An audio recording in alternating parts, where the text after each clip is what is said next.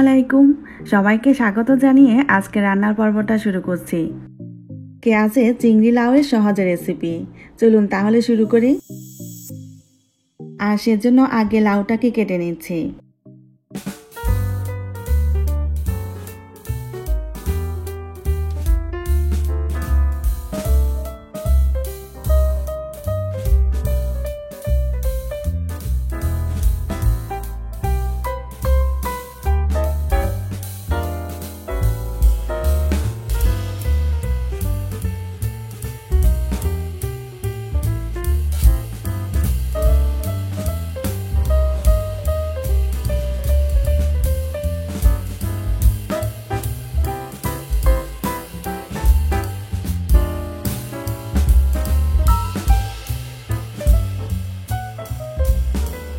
পানি দিয়ে মশলাটাকে ভালো করে কষিয়ে নিব।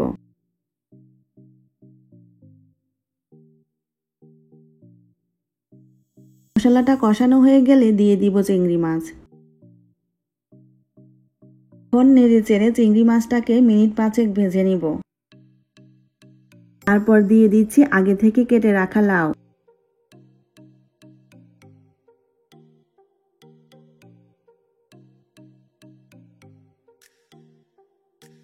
এখন ঢেকে দিয়েছি কিছুক্ষণের জন্য, যেন লাউটা নরম হয়ে আসে। সরিয়ে এখন লাউটাকে নেড়ে চেড়ে কষিয়ে নিব, লাউ থেকে যে পানি উঠেছে তা দিয়ে। আর এখন দিয়ে দিয়েছি আগে থেকে ফালি করা কাঁচামরিচ আর রসুন কুচি।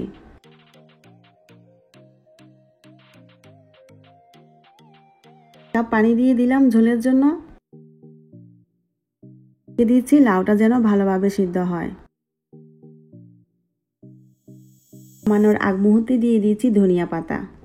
2 থেকে 3 মিনিট জাল করে ঢেকে চুলাটা অফ করে দিব, কারণ রান্নাটা এখানেই শেষ।